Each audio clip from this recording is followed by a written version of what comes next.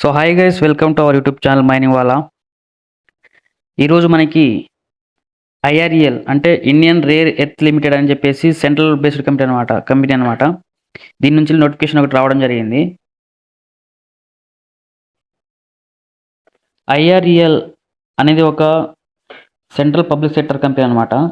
దీని parent company వచ్చేసరికి department of atomic energy, government of India దీని పేరెంట్ కంపెనీ. సో దీని హెడ్ క్వార్టర్స్ సరికి మనకి ముంబైలో ఉన్నది. సో ఇది కోర్ వర్క్స్ అంటే ఏంటిదంటే దీనికి మనం mining and processing of beach sand కావచ్చు, వేరే వేరే మినరల్స్ని మొత్తం ప్రాసెస్ చేయడము, దాని మీద రీసెర్చ్ చేయడం అనమాట. సో ఎవరైతే మైనింగ్ నుంచి వెళ్ళి రీసెర్చ్ సైడ్ పోవాలి, మా నాలెడ్జ్ అనేది ఎన్హాన్స్ చేసుకోవాలి అనుకుంటారో వాళ్ళకి ఇది ఒక గోల్డెన్ ఆపర్చునిటీ అని అనుకోవచ్చు మనం. సో ఈ ఐఆర్ఎల్ యొక్క ఎస్టాబ్లిష్మెంట్స్ త్రూ అవుట్ ఇండియా ఉన్నాయి. మనం చూసుకుంటే Kerala, Odisha, Andhra Pradesh, Tamil Nadu, Madhya Pradesh, total overall India వచ్చేసరికి దీని యొక్క బ్రాంచెస్ ఉన్నాయన్నమాట. Opening date of online registration వచ్చేసరికి మనకి జూలై 20 నుంచి స్టార్ట్ అవుతుంది. అదేవిధంగా మనకి last date of online submission వచ్చేసరికి 10వ తారీఖు ఆగస్టు అనేది ఇవ్వడం జరిగిందనమాట. ఈరోజు చూసుకుంటే మనకి ఆగస్ట్ 1 అనుకోవచ్చు, ఇంకా 9 డేస్ ఉన్నాయి. సో మనం ఎంత జల్దీ పాసిబుల్ అయితే అంతవరకు ఎర్లీగా అప్లై చేసుకుని ట్రై చేయండి. ఎందుకంటే ఎండ్ ఆఫ్ ద డే లాస్ట్కి వచ్చేసరికి సర్వర్ చాలా బిజీగా ఉంటుంది. మనం అప్లికేషన్ చేసుకున్నా అది అప్లోడ్ కాకుండా ఇబ్బంది పడాల్సి వస్తుంది. సో ముందే అప్లికేషన్ చేసుకుని ట్రై చేయండి ఒకసారి.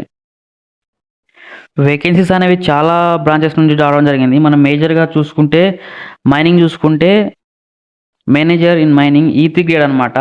బీఆర్ బీటెక్ నుంచి వెళ్ళి ఇక్కడ ఏంటిదంటే పోస్ట్ క్వాలిఫికేషన్ ఎక్స్పీరియన్స్ అంటే ఆఫ్టర్ బీటెక్ మనకి 8 years ఆఫ్ క్వాలిఫికేషన్ అంటే ఎక్స్పీరియన్స్ అడిగిండు. దీనికి నెంబర్ ఆఫ్ పోస్టులు వచ్చేసరికి ఒకటే ఉన్నది. ఇక్కడ చూసుకుంటే assistant manager mining E1 grade అనమాట. దీనికి వచ్చేసరికి ఎక్స్పీరియన్స్ ఆఫ్టర్ బీటెక్ 2 years అడిగిండు. దీనికి పోస్టులు వచ్చేసరికి 4 ఉన్నాయి. ఇక్కడ మనకి మేనేజర్ సరికి mining manager E3 grade salary వచ్చేసరికి 60,000 నుంచి వెళ్ళి 1,80,000 వరకు ఉన్నది. అంటే కాస్ట్ టు కంపెనీ వచ్చేసరికి మనకి 20 lakhs పర్ ఇయర్. అంటే ఇది మనము ప్యాకేజ్ అనుకోవచ్చు. 20 lakhs పర్ ఇయర్ అనమాట. ఇక్కడ ఏమని ఇచ్చిండు, BR BTech or its equivalent in mining engineering with second class mines manager certificate of competency under MMR 1961 అంటే మెటల్ మైన్స్లో చేసిన సెకండ్ క్లాస్ సర్టిఫికేట్ అనేది అడగడం జరిగింది. ఇది రెండింటికి అప్లికేబుల్, దేనికి మేనేజర్కిను అసిస్టెంట్ మేనేజర్కి.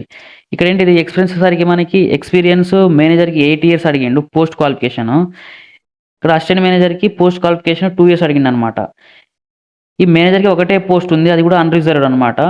ఇక్కడ అంటే అసిస్టెంట్ మేనేజర్కి 4 పోస్టులు అయితే ఉన్నాయి. రెండోసారికి అన్రిజర్వ్డ్ ఇచ్చిండు, ఒకటోసారికి ఓబీసీ నాన్ క్రిమినల్ లేయర్, ఒకటి ఈడబ్ల్యూఎస్ ఎకనామికల్లీ వీకర్ సెక్షన్కి. ఇక్కడ మేనేజర్స్కి ప్లేస్మెంట్ వాడు ముందే మెన్షన్ చేసి ఉన్నాడు. ఇక్కడ కేరళలో, అసిస్టెంట్ మేనేజర్కి ఒడిశా.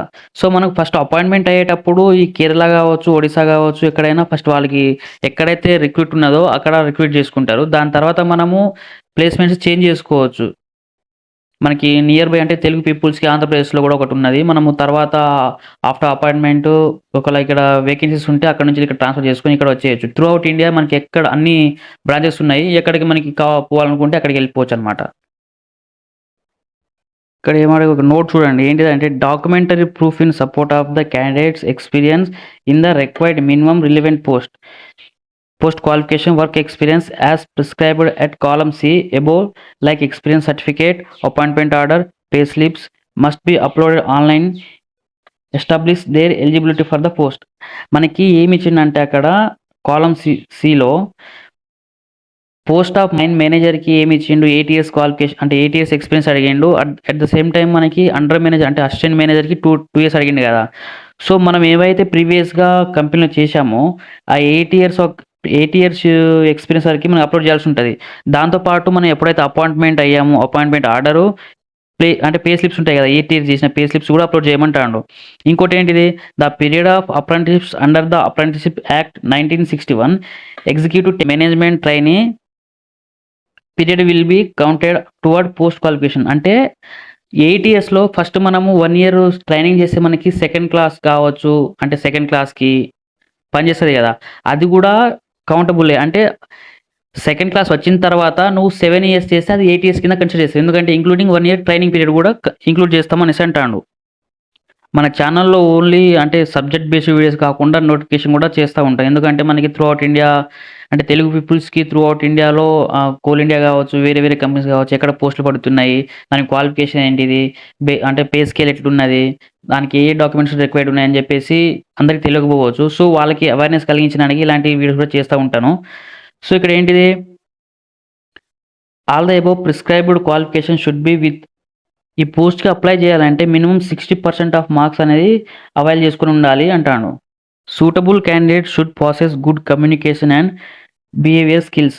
ఈ ఎగ్జామ్స్ క్వాలిఫై అయిన తర్వాత మనకి ఇంటర్వ్యూ అనేది ఉండడం జరుగుతుంది. ఇంటర్వ్యూలో మనకి కమ్యూనికేషన్ స్కిల్స్, బిహేవియర్ స్కిల్స్ అన్నీ వాళ్ళు ఎగ్జామిన్ చేస్తారనమాట. సో, క్యాండిడేట్స్‌కి కమ్యూనికేషన్ స్కిల్స్ కూడా మ్యాండేటరీ అనేసి చెప్తాండు. ఇక్కడ ఈ పాయింట్ చూడండి.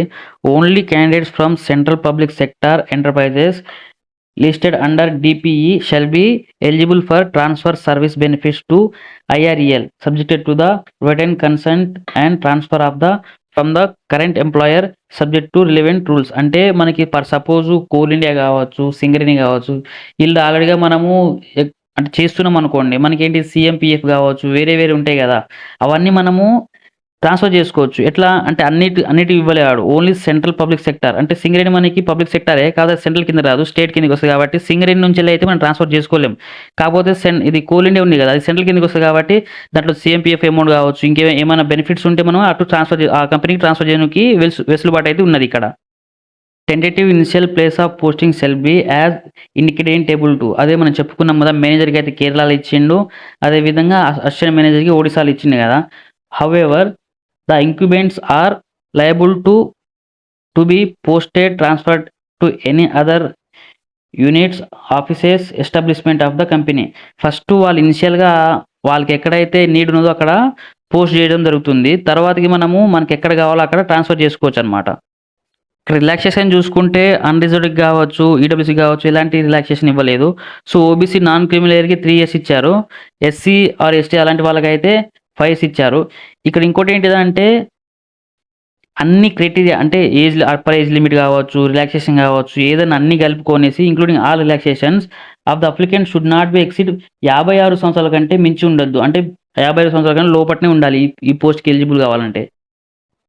ఇక్కడ ఏంటిది IREL internal candidates are required to apply online and forward the hard copy of the application through proper channel. ఇక్కడ ప్రాపర్ అడ్రస్ అనేది ఇవ్వడం జరిగింది. ఇంటర్నల్ క్యాండిడేట్స్ ఎవరైతే ఉన్నారో వాళ్ళు ఆన్లైన్‌లో అప్లై చేసుకున్న తర్వాత ఆ అప్లై చేసుకున్న అప్లికేషన్ ఫాము, మిగతా సర్టిఫికేట్ డీటెయిల్స్ అన్నీ కూడా హార్డ్ కాపీ ఈ అడ్రస్‌కి పోస్ట్ చేయాలని చెప్పేసి చెప్తున్నానన్నమాట. The assessment nothing but judgment will be made through personal interview, psychometric test, group exercise or combination of thereof. అంటే ఫైనల్ జడ్జ్మెంట్ అనేది ఎగ్జామ్ రాసిన తర్వాత మనకు రిజల్ట్ వచ్చిన తర్వాత వాళ్ళని కొంతమందిని పర్సనల్ ఇంటర్వ్యూకి అపేర్ కావని చెప్తారు. పర్సనల్ ఇంటర్వ్యూ చేసిన తర్వాత ఇవన్నీ గ్రూప్ ఎక్సర్సైజ్ కావచ్చు, సైకోమెట్రిక్ టెస్ట్ కావచ్చు, పర్సనల్ ఇంటర్వ్యూ కావచ్చు, ఇవన్నీ కలిపి వాళ్ళ యొక్క స్కోర్ డిసైడ్ చేసి ఫైనల్ జడ్జ్మెంట్ అనేది ఇస్తారనమాట. ఒకవేళ కంపెనీ ఈ పర్సనల్ ఇంటర్వ్యూతో చాలదు అంటే సమ్ పీపుల్స్ సేమ్ స్కోరింగ్ చేస్తున్నారన్న వాళ్ళకి అనిపిస్తే they have right to conduct multiple levels of interview. అంటే ఇంకా multiple levels of interview conduct చేసి వాళ్ళ దాంట్లో నుంచి ఫైనల్ చేసే రైట్ కూడా కంపెనీకి ఉందని చెప్పేసి ముందే మెన్షన్ చేసి ఉంచిండు. A reasonable wait list will be prepared and the same will be valid for a period of 1 year. అంటే వెయిటింగ్ లిస్ట్ అనేది ప్రిపేర్ చేసి ముందే ఉంచుతారు. ఎందుకు? ఒకవేళ కొంతమంది మెడికల్‌లో అన్‌ఫిట్ కావచ్చు, లేకపోతే డాక్యుమెంట్ వెరిఫికేషన్‌లా వాళ్ళ దగ్గర సూటబుల్ డాక్యుమెంట్స్ లేకపోవచ్చు.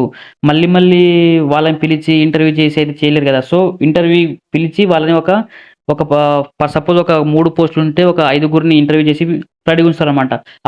ఫస్ట్ ఉన్న ముగ్గురులో ఎవరైనా డిస్‌క్వాలిఫై అయితే దాని తర్వాత ఉన్న వెనకాల మనిషిని పిలిచి అపియర్ కమ్మని చెప్తారనమాట.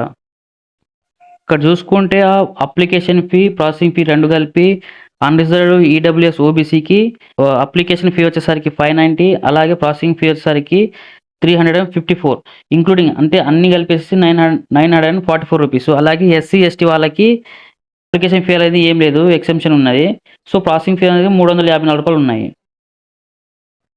Verification of original certificate will be done only at the time of interview.